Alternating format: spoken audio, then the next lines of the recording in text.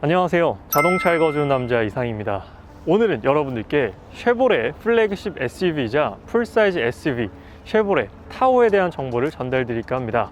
쉐보레 타호는 그 크기에서도 정말로 엄청난 존재감을 가지고 있고, 엔진은 무려 V8 가솔린 엔진이 탑재가 되어 있습니다.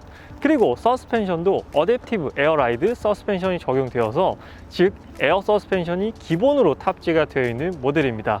국내에는 하이컨트리 최상위 트림 단일 모델로만 출시가 되었는데요, 하이컨트리 트림에서도 두 가지로 나뉘게 됩니다. 하이컨트리 기본 트림이 있고요, 지금 제 옆에 있는 모델은 스페셜 에디션 모델인 하이컨트리 다크나이트 에디션입니다. 그래서 오늘 제가 시승할 모델이 바로 이 모델인데요, 그렇다면 저와 함께 천천히 쉐보레 타호의 익스테리어와 인테리어 그리고 외장 컬러와 더불어서 오늘 시승기까지 전달 드려보도록 하겠습니다. 오늘 시승은 온로드와 오프로드까지 진행된다고 하니까요, 오늘 다채롭게 쉐보레 타호에 대한 정보를 전달 드려보도록 하겠습니다. 그렇다면 저와 함께 쉐보레 타호 자세히 살펴보러 가보시죠. 먼저 쉐보레 타호의 익스테리어 컬러부터 한번 살펴보도록 할게요. 제트 블랙, 아발론 화이트 펄, 그리고 네 번째 포레스트 던 컬러까지 있습니다. 휠은 기본적으로 22인치 이 휠 디자인 하나만 선택이 가능하고요. 그리고 스페셜 에디션 모델 다크나이트 에디션이 있는데요, 지금 오른쪽에 있는 제트 블랙 컬러는 기본 하이컨트리 트림이고, 왼쪽에 있는 포레스트 던 컬러는 다크나이트 에디션이 적용된 모델입니다.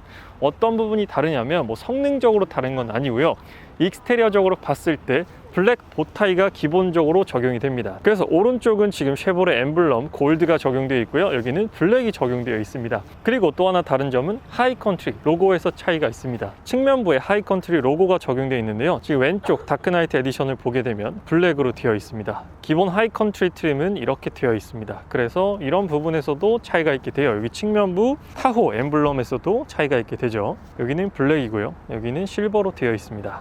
그리고 후면부에서도 블랙 보타이와 블랙 엠블럼이 적용이 됩니다. 지금 왼쪽을 보면 블랙 엠블럼이 아닌 일반 보타이 엠블럼이 적용되어 있는 걸 확인해 볼 수 있습니다. 그럼 간단하게 익스테리어 디자인을 한번 살펴보도록 할게요. 오늘 제가 시승할 포레스트 던 컬러의 다크나이트 에디션 기준으로 살펴보도록 하겠습니다. 일단 전면부에서 가장 먼저 눈에 띄는 부분은 정말로 크게 자리하고 있는 라디에이터 그릴입니다.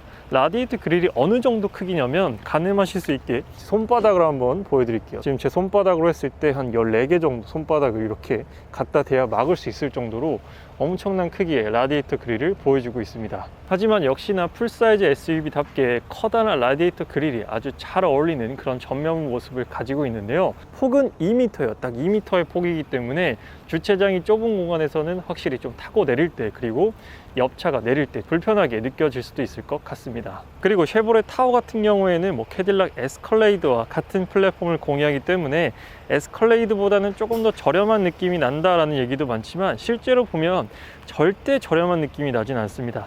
최상위 트림인 하이컨트리 모델만 국내에 출시가 되었기 때문에 딱 익스테리어를 봤을 때 저렴한 느낌은 제 개인적인 생각으로는 찾아볼 수가 없습니다.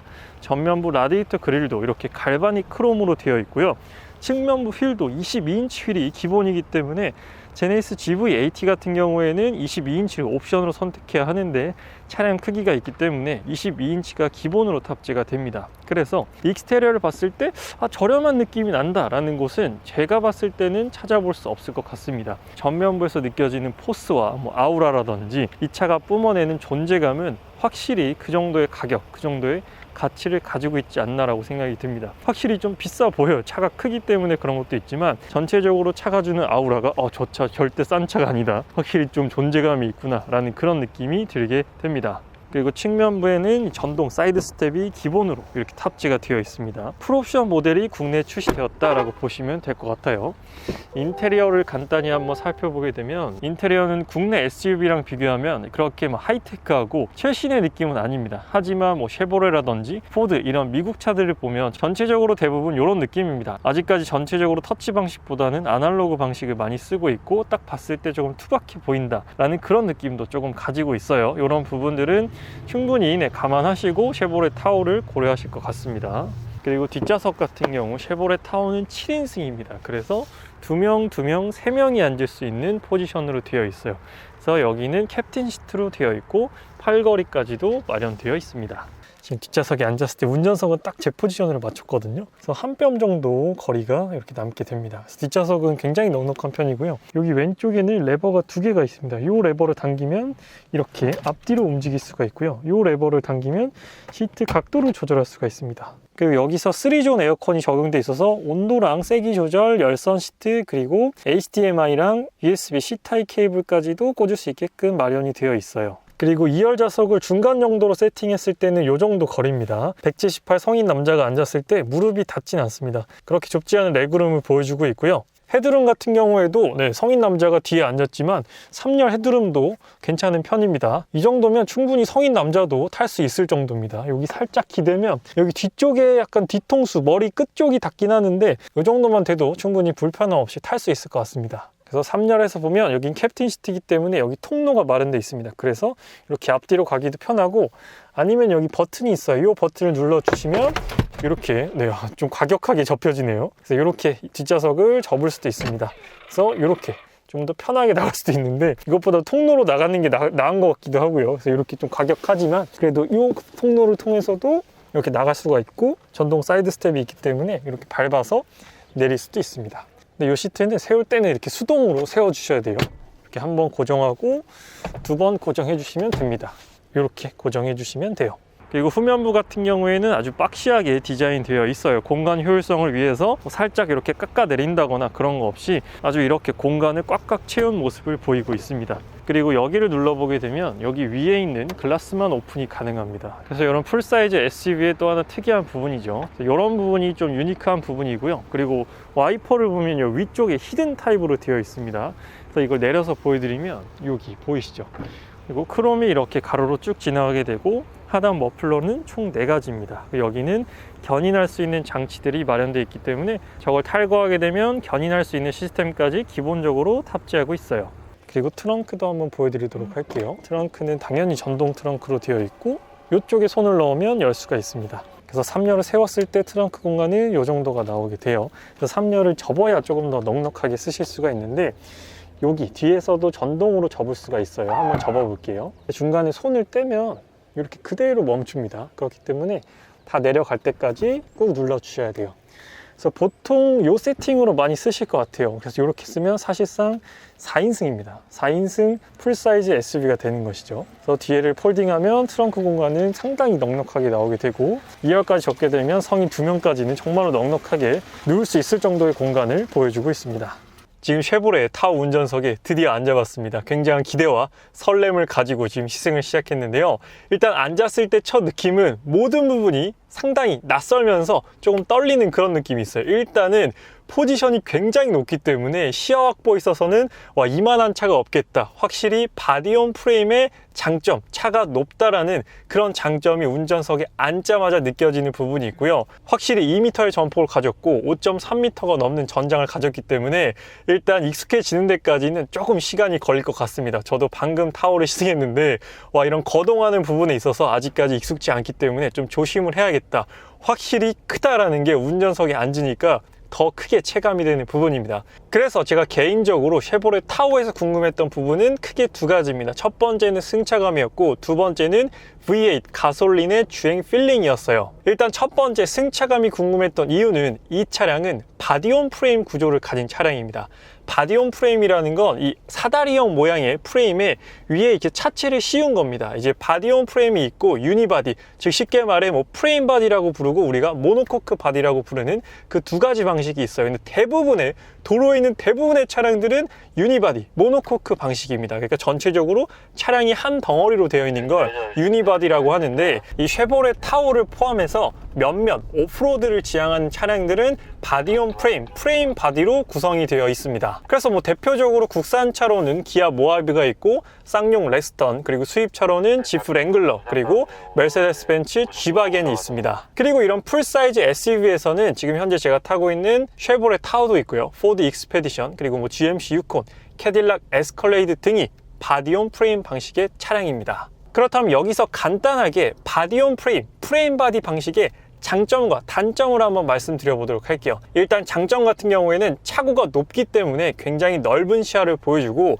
차가 굉장히 튼튼하고 안전하다라는 장점이 있습니다. 그리고 확실히 유니바디, 모노코크 바디보다는 오프로드 주행 성능에 특화가 되어 있어요. 그렇다면 단점은 어떤 것이 있냐면 일단 바디온 프레임 구조의 차량은 차가 무겁습니다. 차체가 무겁기 때문에 연비 부분 그리고 차량 거동 부분에 있어서 조금 아쉬운 부분이 생길 수밖에 없어요. 지금 쉐보레 타호를 타고요, 고속 주행을 하고 있는데 일단은 여러 가지 복합적인 감정이 들어요. 일단 첫 번째로 말씀드리고 싶은 부분은 엑셀 반응이 꽤나 민감합니다. 그래서 엑셀을 밟으면 바로 가속을 하는 그런 느낌을 가지고 있어요. 그래서 가속 반응은 굉장히 빠르고요. 그리고 V8 가솔린 엔진의 느낌은 되게 부드러우면서도 좀 거친 느낌이 있어요. 사실 이 두 개가 양립될 수가 없는 그런 단어인데 이게 되게 희한합니다. 엑셀을 밟으면 되게 부드럽게 가속을 하는데 약간의 그런 거친, 약간의 스포티한 느낌이 있습니다. 약간 그런 그르렁그르렁하는 8기통 엔진의 느낌이 있어요. 그래서 우리가 뭐 플래그십 세단, S클래스나 이런 세단에서 느껴지는 8기통이랑은 또 다른 느낌을 가지고 있습니다. 그래서 엑셀을 밟으면 분명히 엔진은 되게 매끈하게 돌아나가는 것 같은데 차량 자체가 주는 느낌은 되게 거친 느낌. 지금 소리 들리시죠?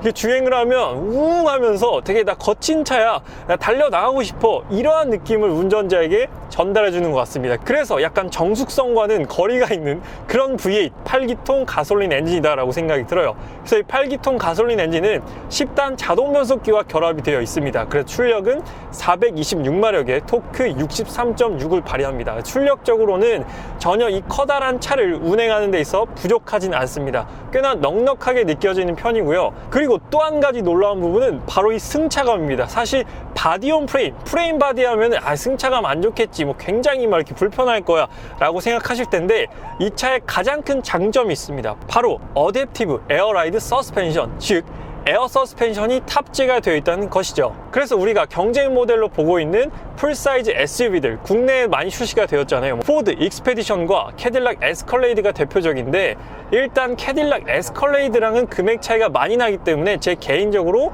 경쟁 모델이다라는 생각은 안 들어요. 한 지붕 안에 있는 가족이긴 하지만 금액적으로 차이가 많이 나기 때문에 에스컬레이드 보시는 분은 타호 안 보실 거고요, 타호 보시는 분은 에스컬레이드까지는 조금 부담이 있습니다. 그래서 아마 포드 익스페디션이나 링컨 내비게이터와 비교를 하시지 않을까 싶습니다. 익스페디션보단 타호가 1000만원 정도 비싸고요, 내비게이터보다는 2000만원 정도 저렴한 모델이 바로 타호 모델입니다. 타호는 앞서 말씀드렸다시피 국내에서 최상위 트림, 최고급 등급인 하이컨트리 트림만 출시가 되었어요. 그래서 금액이 9,300만원 정도로 포지셔닝이 되어 있습니다.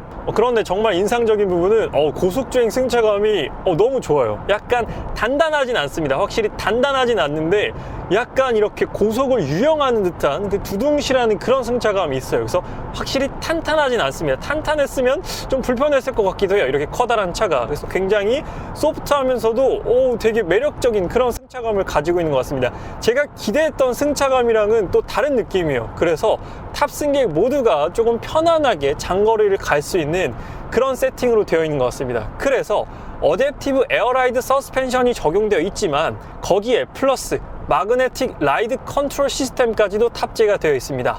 마그네틱 라이드 컨트롤 시스템 같은 경우에는 원래 캐딜락에서 적극적으로 사용하던 서스펜션이었어요. 그래서 현재 캐딜락 에스컬레이드에도 들어가 있고 뭐 CTS라든지 캐딜락의 고급 세단들 혹은 고성능 세단들에 적용되어 있는 게 마그네틱 라이드 컨트롤 시스템입니다. 그래서 마그네틱 라이드 컨트롤 시스템의 특징은 굉장히 반응 속도가 빠르다라는 거예요. 그래서 그 댐퍼, 쇼업, 쇼버 안에 자석 유체가 들어가 있습니다. 그래서 유압을 사용하는 다른 모델들과 달리 자석 유체를 사용하기 때문에 그 반응 속도가 상당히 빠르고 무게가 조금 가볍다라는 게 MRC, 마그네틱 라이드 컨트롤 시스템의 특징이다라고 해요. 그래서 그 감쇄력을 조절하는 그 반응 자체가 상당히 빠르다라는 게 마그네틱 라이드 컨트롤 시스템의 특징입니다. 그래서 그런지 승차감이 상당히 매력적이에요. 지금 타는 내내 입가에 미소가 좀 지어지는 그런 부분인데 포드 익스페디션 같은 경우에는 에어 서스펜션이 아니거든요. 근데 이 차는 에어 서스펜션에다가 MRC, 마그네틱 라이드 컨트롤 시스템까지 탑재되어 있기 때문에 제가 그래서 어제까지 굉장히 이 차의 승차감이 궁금했습니다. 그래서 가장 궁금한 게 이 차의 승차감이었는데 아마 보시는 분들께서도 승차감이 어떨까라고 많이 궁금해 하실 것 같아요. 근데 승차감은 정말로 만족스럽다라고 말씀드릴 수가 있을 것 같아요. 그래서 쉐보레 타호는 캐딜락 에스컬레이드 그리고 GMC 유콘과 한 지붕 안에 있는 같은 가족입니다. 그 말인 즉슨 같은 플랫폼을 공유한다는 것이요. 엔진과 플랫폼, 다양한 미션 그리고 다양한 부품들을 공유하게 됩니다. 그래서 타보면 에스컬레이드랑 느낌이 많이 비슷한데 실내 소재라든지 뭐 그런 부분에 있어서만 차이가 나고 승차감이나 이런 주행 성능 이런 부분들은 상당히 흡사하다, 유사하다라는 생각이 드는 것 같습니다.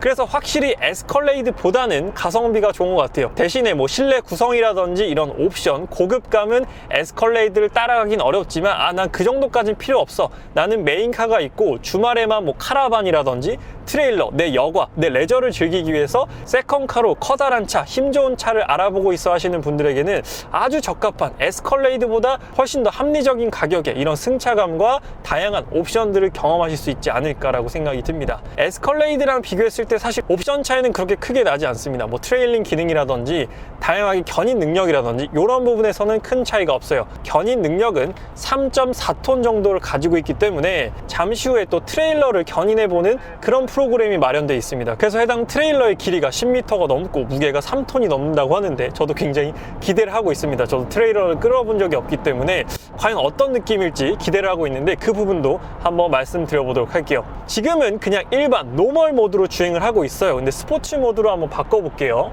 모드를 바꾸는 건 왼편에 있습니다. 핸들 왼편에 이렇게 다이얼로 되어 있는데 스포츠로 바꾸면 아까보다도 사운드가 좀 더 커졌는데 제 개인적으로는 요거는 약간 좀 시끄럽다라는 느낌이 들어요. 그래서 굳이 이렇게 연비까지 막 써가면서 스포츠 모드를 할 필요는 없을 것 같다.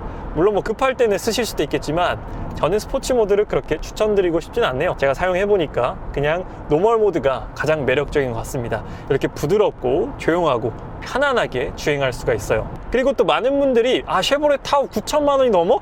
좀 비싼데 라고 생각을 하시는 것 같아요. 일단 타호에서 최상위 트림이 국내에 들어왔고 엔진이 뭐 6기통도 아니고 4기통도 아니에요. 뭐 6기통 디젤도 아닙니다. 사실 타호는 세 가지 파워트레인을 가지고 있어요. 제가 현재 타고 있는 6.2L가 있고 5.3L 가솔린이 있고 3.0 디젤이 있습니다. 사실 3.0 디젤을 기대하셨던 분들이 많은데 또 디젤이 들어오면 무슨 디젤이 들어왔냐 요즘 친환경 시대라는 말도 있었을 것 같은데 아무튼 국내에는 6.2L V8 가솔린 엔진만 출시가 되었습니다. 제 개인적으로는 아주 적절한 세팅이 아닌가라고 생각이 듭니다. 물론 연비는 낮을 수밖에 없지만 이렇게 커다란 차량, 이렇게 아우라, 포스가 넘치는 차량에 6기통 엔진보다는 확실히 8기통 엔진이 잘 어울리긴 하니까요. 물론 쉐보레 타호는 대중성을 가진 차량은 결코 아닙니다. 제 생각으로는 약간 특수 목적성을 가진 차량이다라고 생각이 들어요. 내가 레저를 즐기는데 캠핑을 즐기거나 아니면 정말로 그런 트레일러라든지 카라반을 끌어야 되는 그런 특수 목적성을 가진 분들이 고려할 만한 그런 차종입니다. 사실 이걸 출퇴근용으로 타거나 하기에는 상당히 크기도 부담스럽고요. 연비도 부담스러울 수밖에 없습니다.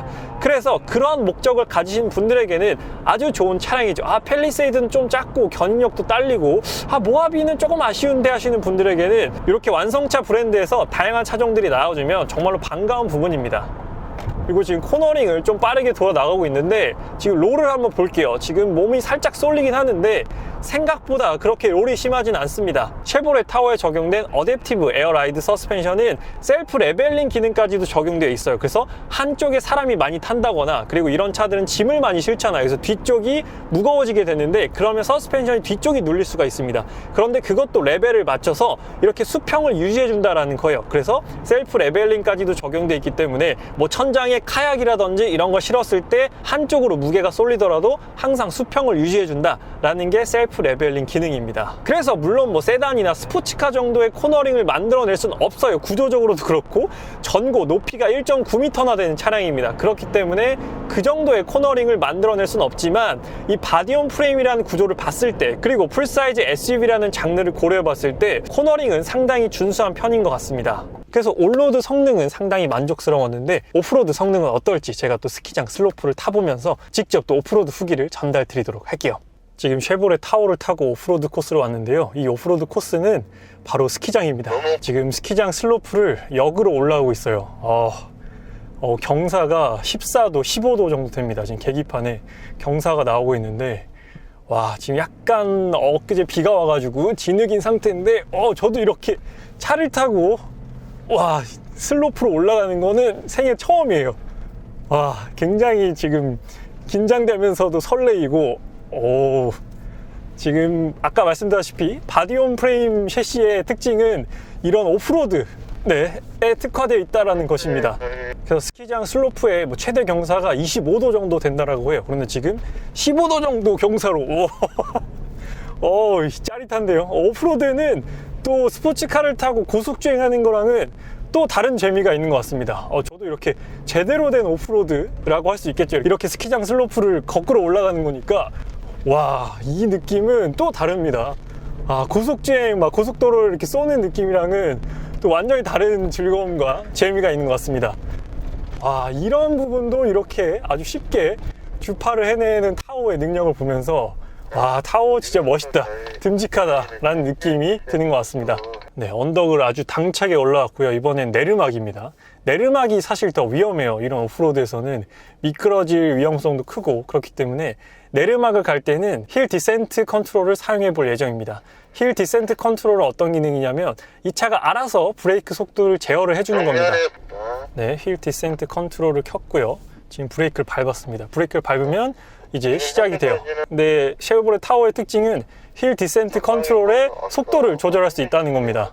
보통 독일 차들, GLS라든지 이런 오프로드를 갈 수 있는 차량들은 속도 세팅까지는 안 돼요. 그냥 6km로 이렇게 세팅이 정해져 있는데 쉐보레 타오는 이렇게 속도 조절까지도 가능합니다. 그래서 지금은 또 엄청난 경사에 지금 딱 봤을 때 한 20도, 25도 정도 되는 것 같아요. 거의 최상급 코스를 지금 올라가는 것 같습니다. 지금 약간 심장이 좀 빨리 뛰는데 약간 걱정도 되면서도 약간 설레이면서도 다양한 감정이 지금 공존하고 있습니다. 지금 이 카메라를 통해서 보이실 텐데 타오의 언덕 주파 능력을 한번 보도록 하겠습니다.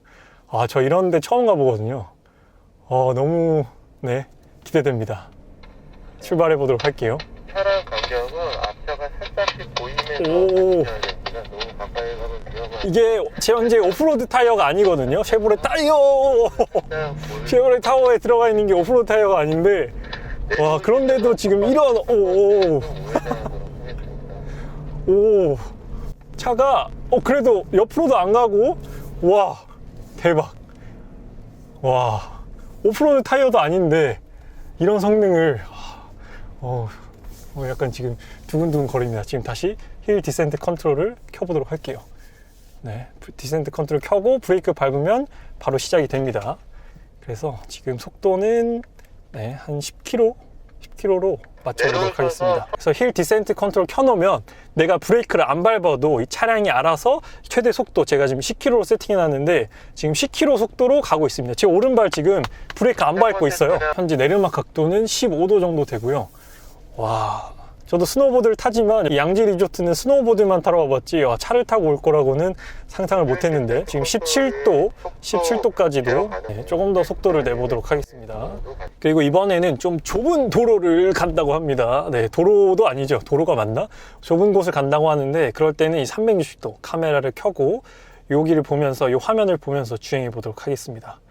지금도 각도가 상당히 높아요. 앞차 차간거리를 충분히 벌리고 주행하도록 할게요. 현재 각도는 19도, 20도, 21도, 22도 22도 각도에 지금 여기 화면 보이시죠? 굉장히 좁은 도로입니다.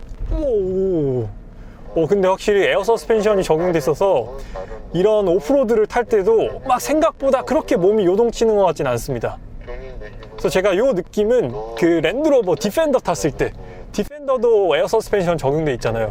이번엔 4륜 로우로 주행을 해볼 거예요. 중립을 놓고 왼쪽에 4륜 로우를 누르도록 하겠습니다. 그러면은 5초 정도 뒤에, 세팅할 시간이 5초 정도 걸린다고 하니까 5초 뒤에 4륜 로우로 바뀌게 됩니다. 그러면 ESP도 꺼지고 다른 안전 기능도 꺼지게 돼요. 제가 이거를 주행할 수 있을지 모르겠는데.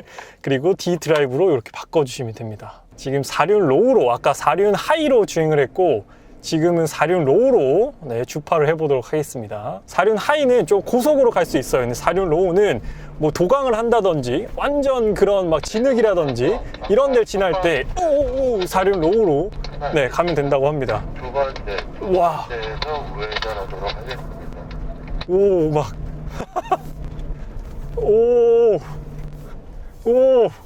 접지력 낮음이라고 헤드업 디스플레이 떴었어요 방금. 차가 이렇게 진흙이라서 그런지 옆으로 가는 게 느껴집니다. 다시 힐 디센트 컨트롤 켜보도록 하고 우와. 첫 번째 우와. 라인 말고요. 네. 두 번째에서 우회전 하시면 되겠습니다. 대박.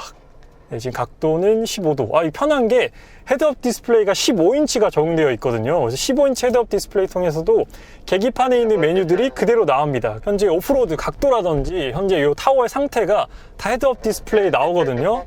오, 이렇게 큰 차가 생각보다 저도 제가 지금 운전하고 있는데 놀라울 각도가 지금 장난 아닙니다. 지금 각도가 접지력 낮음이라고 또 떴어요. 19도. 지금 내리막 각도가 19도입니다. 저도 이런 오프로드는 처음이라서 최대한 안전하게 지금 주행을 하고 있어요. 근데 이 속도 힐 디센트 컨트롤 속도 조절되는 게 엄청 편하네요. 네, 약간 크루즈 컨트롤을 오프로드에서 쓰는 그런 느낌입니다. 네, 지금은 4륜 로우로 지금 진흙 구간을 지나고 있습니다. 오! 와우. 와, 이제 오프로드 어느 정도 탔다고 또 약간 익숙해진 것 같습니다. 그래서 저 같은 이런 완전 오프로드 초보도 이렇게 지금 산을 막 탈 수 있을 정도로 타오의 오프로드 성능은 정말로 뛰어난 편입니다. 이제 좀 자신감이 붙는 것 같아요. 그런데 자신감이 붙을 때쯤에 오프로드 코스가 끝났습니다. 보통 그렇죠. 오, 대박. 와, 그래도 오프로드 초보인 제가 이렇게까지 좀 자유자재로 산을 탈 정도면 타오의 오프로드 성능은 정말 짜릿합니다. 정말 만족스러운 것 같아요. 방금 쉐보레 타오를 타고 지금 슬로프를 올라갔다가 내려갔다 왔습니다. 정말 놀랍지 않나요? 이 차로 지금 저 경사 높은 슬로프를 등반했다가 다시 내려왔다는 사실. 저도 이런 오프로드는 처음이었는데 굉장히 짜릿한 경험이었고, 지금 타오를 한번 보세요. 지금 이 배경이랑 너무 잘 어울리지 않나요? 진짜 딱 보면 마치 한 폭의 그림과 같습니다. 여기가 한국이 맞는 건지 약간 스위스 느낌도 나는 것 같고, 타오 같은 경우 미국에서 가장 많이 팔리는 SUV입니다. 국내로 치면 타오가 산타페나 소렌토 정도라고 보시면 돼요. 그만큼 판매량이 엄청나게 많은 모델입니다. 직접 타보니까 왜 그렇게 판매량이 많은지, 많은 사람들에게 사랑을 받는 모델인지 알 수가 있을 것 같아요. 그래서 지금 오프로드를 타고 난 타오를 한번 살펴보면 타이어 한번 보세요. 와, 22인치 이 크롬 휠이 이렇게 더러워졌습니다. 세차하고 싶은 그런 느낌이 막 드는데, 타오는 또 이렇게 진흙이 좀 묻어 있고 좀 더러울 때 더욱더 멋있는 것 같습니다. 그리고 지금 오프로드 모드라서 지상고가 많이 높여졌어요. 그래서 지금 지상고가 높으니까 또 더더욱 멋있어졌고, 그래서 아까 타오를 타보기 전에는 타오는 그냥 크고 7명이 좀 편하게 앉을 수 있는 SUV다 라는 생각만을 가지고 있었는데, 오늘 이렇게 올로드도 타보고 오프로드까지 타보니까 내가 타오를 너무 무시했구나, 타오가 그냥 큰 차라고만 생각을 했구나, 제 자신을 반성하게 되는 그런 계기가 되었습니다. 타오는 온로드에서도 편안하고 고급스러운 승차감을 만들어주지만 오프로드에서도 이 듬직한 타오의 매력은 그대로 이어지는 것 같습니다. 잘 부탁드리겠습니다. 네, 별로 제가 혹시 토잉 경험은 처음입니다. 처음이세요? 네. 99%의 이제 체험하시는 분들이 네. 면허가 없이 잘 안전하게 통과하셨으니까 네네네. 편안한 마음으로 임해주시면 되시고요. 천천히 출발하시면서 네. 저희 출발하겠습니다. 승객이 편해야 된다고 했는데 어댑티브 에어라이드 서스펜션과 마그네틱 라이드 컨트롤 느껴보시면 됩니다. 밟아주십시오. 방지턱 넘어갑니다. 오호, 네. 꾹 밟아보셔야 됩니다. 힘있게 밟아보세요. 이 오르막을 3톤짜리를 끌고 올라갑니다. 와. 이제 브레이크 한번 밟아서 정차를 해볼게요. 무게감이 상당하죠. 내려갈 때 이게 굉장히 스트레스인데 네. 힐 디센트 컨트롤이라고 네네네. 내리막 하중에 따른 브레이크 스트레스를 몸으로 받지 않아도 굉장히 긴 거리에 내리막을 안전하고 편하게 한 20km까지 올려보셔도 됩니다. 오프로드가 아닌 컨디션에서 써도 되게 좋네요. 그렇죠. 이게 참 쉽지 않은, 저희도 이렇게 인스트럭터 활동을 하면서 많은 차량을 경험해보고 하는데도 또 이렇게 온로드에서 이걸 활용할 수 있다는 점에 대해서 새로운 경험이었던 것 같아요. 네네네. 근데 진짜 뒤에 3톤이 있다는 게 생각이 안 들 정도로 그렇죠. 깜빡하면 그래서 사고가 나겠는데요? 너무 자연스러워가지고 이 승차감이 너무 놀라운데요, 진짜? 막 쿠당탕 할 것 같은데 뒤에를 볼 때마다 약간 소름 돋아요. 내가 이걸 끌고 가고 있다니라는. 연장 16m입니다. 한번 섰다가 한번 가볼게요. 네, 여기서요? 완전 정차했다가 올라가는 등반 각도는 아까 왼쪽이랑 크게 차이가 없거든요. 네네, 9도 정도 돼요. 편하게 밟으셔서 올라가시면 됩니다. 강하게 밟으셔도 되고 약하게 밟으셔도 되고. 네. 언덕에 섰다가 가는 것도 크게 어려움이 없네요. 맞습니다. 트레일러 능력까지도 진짜 멋지네요. 네. 보셨다면 좋겠습니다. 확실히 느꼈습니다. 드릴게요. 네. 감사합니다. 고생 많으셨습니다. 네, 수고 많으셨습니다. 네, 방금 견인력 3.4톤을 가진 타오의 뒤에 3톤이 넘는 10m 길이의 트레일러를 끌고 달려봤는데요.